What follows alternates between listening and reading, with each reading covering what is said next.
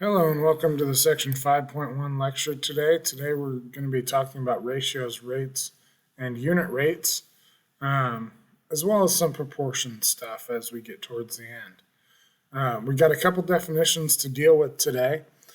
First of all, a ratio is a comparison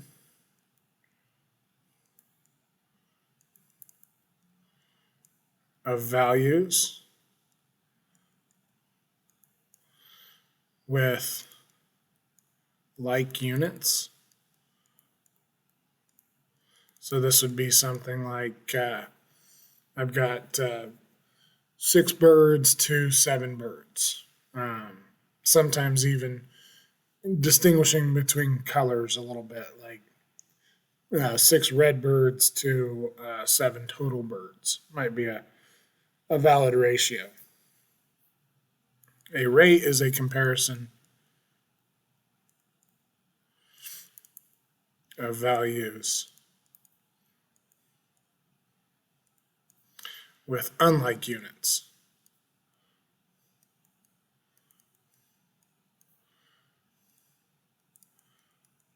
Okay, that might be something like I drive 100 miles and it takes 10 gallons.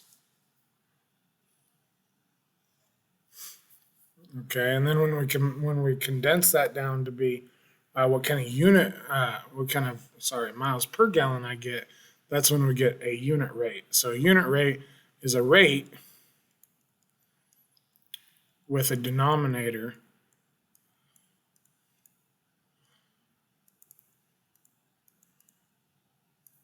of 1.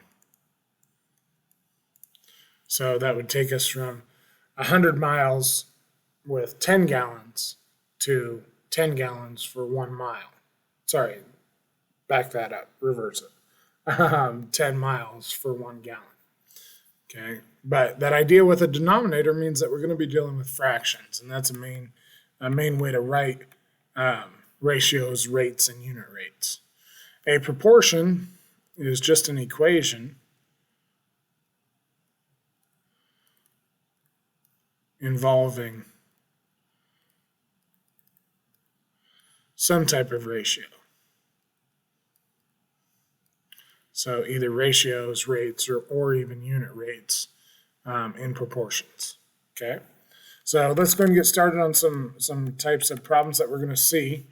First of all, we might want to write ratios. So it says here, we're comparing 2 different types of birds, but since they're both birds, you can still consider it to be a ratio, not a rate. The long story short there, I guess, is that it doesn't really matter. So in this first one, it says one day Mr. Gall went to Mingus Park, and there were 16 ducks and 9 geese. I want to write a ratio of geese to ducks. The order the order that they put these in is really what matters. I want geese to ducks. There's 9 geese and 16 ducks. So you could write a ratio like this. 9, then a colon, and then 16. And that would be valid. Okay. What we're going to write more often is 9 over 16.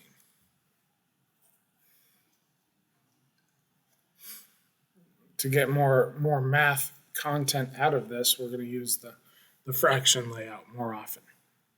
Next one says write a ratio of ducks to all ducks and geese. Okay, well, that's going to look like the ducks, there's 16 of those. Ducks and geese, there's 16 plus 9. So we might just say 16 to 25. And that's what we would be looking for there. And sometimes when we're dealing with ratios and rates, it might be good to say ducks, and let's simplify that to birds. Okay, and up here we might want geese to ducks. Okay, here it says my bathroom has a tiled floor with 2 different colored tiles, blue and white. There's 72 blue tiles to 144 white tiles. So the ratio of blue tiles to white tiles, blue there's 72, Okay, I'm just going to go blue. It's not going to help me too much to write the white number in white. White tiles, there were 144. Another thing that we can do once we put this into this fraction format is we can reduce it.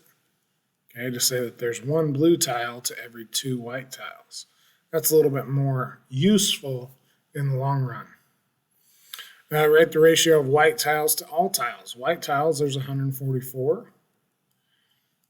All tiles, when we add the blue and the white, add blue and the white, I guess we can do that. 6, 1, 1, 2. So it's a 216. And then it might be helpful to reduce both of those.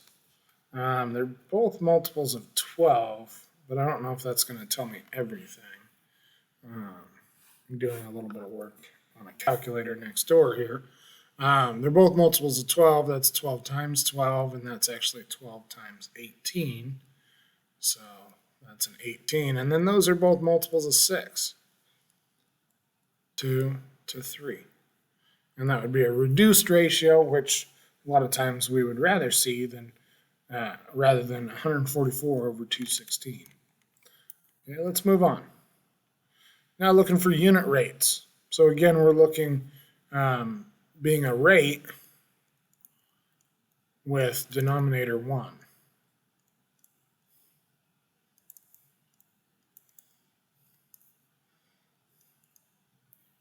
Okay.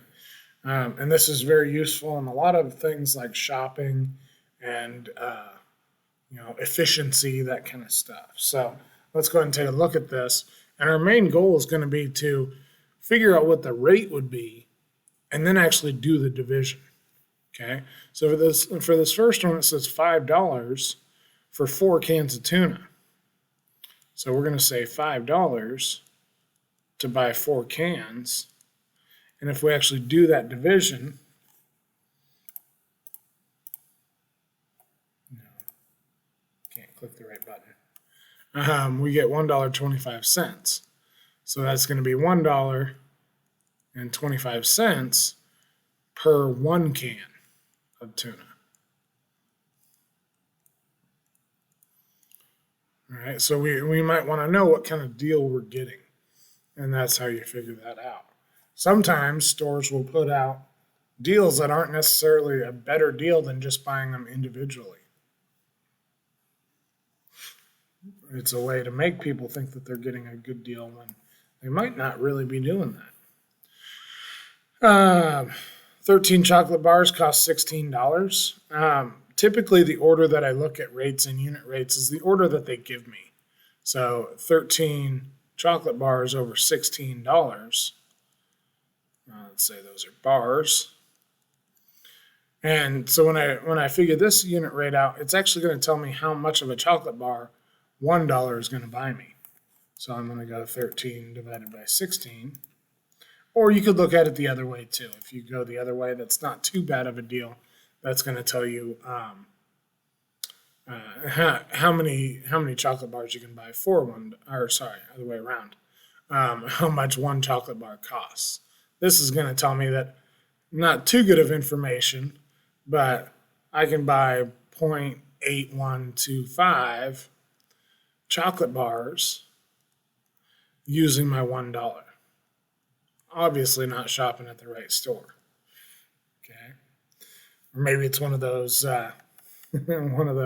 school fundraiser things. And yeah, some of the money's just going for a good cause. Next one, 5 movie tickets cost $25. We can keep doing it this way, or we can flip it around. I'm going to flip this one around. Typically, I'll give you a little more in-depth information as to what you want, but there's a right way to do it and a wrong way to do it. If I do decide to flip it and I say $25 per 5 tickets, then I'm definitely getting different information if I were to say 25 tickets over $5. This is going to tell me that one ticket is costing $5. So $5 per ticket. If I did it the other way, if we had 5 tickets, it's going to tell me what $1 will buy, and sadly, that's not very much. Just to check, I know what it is, but now my brain hurts. Okay. 0.2 tickets per $1.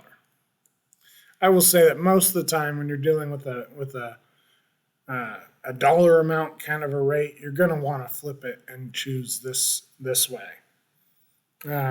But sometimes you might want to know the other way.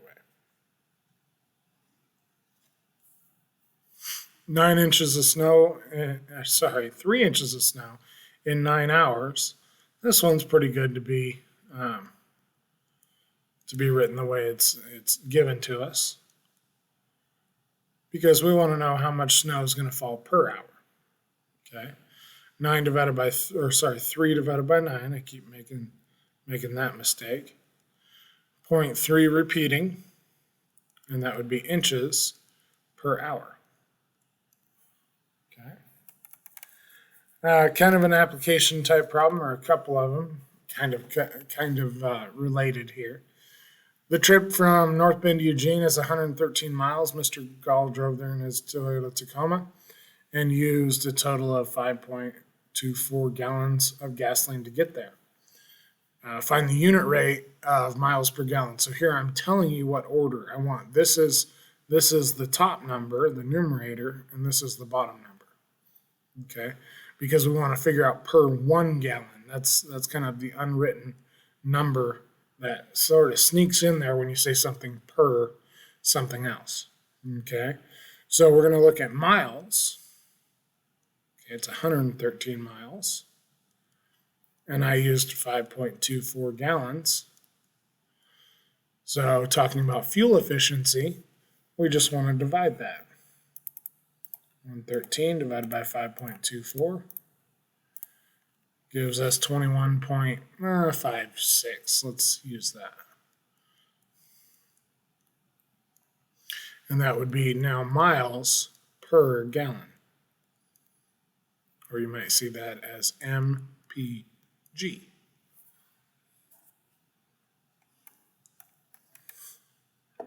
The next one, suppose Mr. Gall made the same trip with the freshman football team in a white minibus. Not this year. COVID rules restrict that. The minibus used a total of 8.13 gallons. So the same trip, 113 miles, over 8.13 gallons. And so I'm going to go 113 divided by 8.13. And we're going to call that 13.9. So the minibus gets 13.1 miles per gallon. Okay. So that's kind of the usage of ratios, rates, and unit rates. Hopefully some of that made sense. Otherwise, write any questions you have over on the left as to like why we might use this or something like that. Otherwise, I hope you have a great day, and we will see you in class.